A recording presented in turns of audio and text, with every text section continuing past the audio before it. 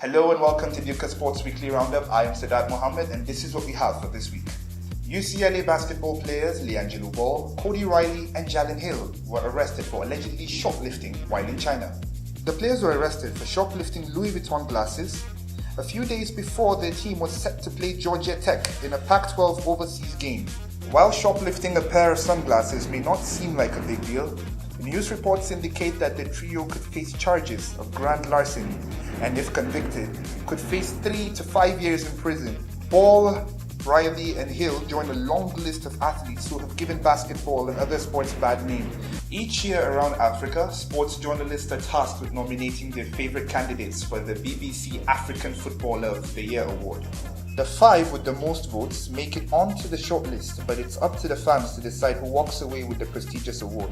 Last year's champion Riyad Mahrez did not make the shortlist, but below are the nominees for the BBC African Footballer of 2017.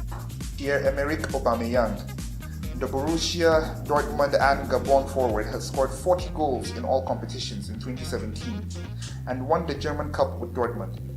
Despite the success at club level, the 28-year-old has had a woeful year while on national duty. Gabon became the 4th country to exit the African Cup of Nations, and the forward managed 2 goals in 3 games. Sadio Mane, the Liverpool and the Senegal forward, scored 13 goals for Liverpool last season, making it his best tally in the Premier League. At the national level, the 25-year-old helped Senegal qualify for the World Cup since 2002 after providing a sensational through ball for Sakho to net the first of the 2 goals that saw Senegal beat South Africa 2-0. Mohamed Salah, the Liverpool and Egyptian forward, has racked up 7 goals in 11 Premier League appearances and 5 goals in 6 games in the Champions League for Liverpool this season.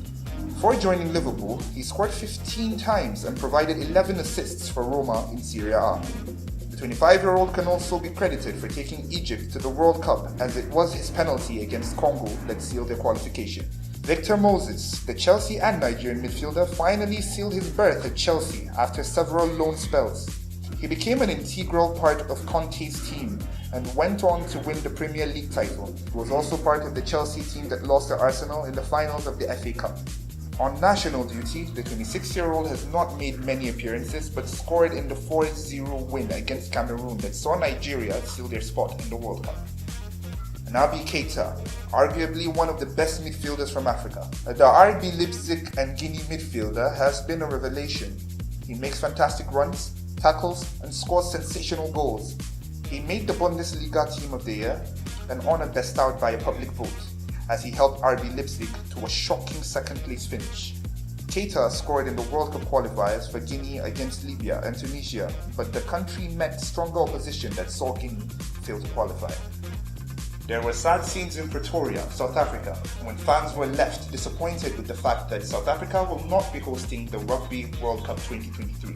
South Africa lost out to France on the rights to host the 2023 Rugby World Cup. France beat off competition from Ireland and South Africa after a unanimous vote by the World Rugby Council. In the first round, France received 18 votes to South Africa's 13 votes, and Ireland 8. South Africans were confident on getting the rights after they were recommended as the preferred choice of the sport's governing body, and many have slammed the council's decision to ignore the recommendation. South Africa last hosted the Rugby World Cup in 1995, the same year they won the title.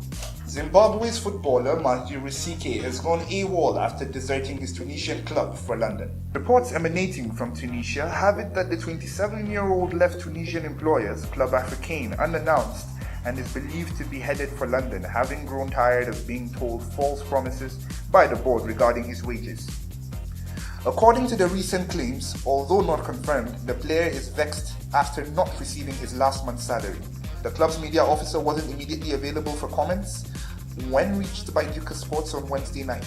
Rusike joined the club from Swedish outfit Helsingborg BK January this year and has 2 years left on his current 3-year contract. That's it for this week. For more news and updates, visit our website ducorsports.com.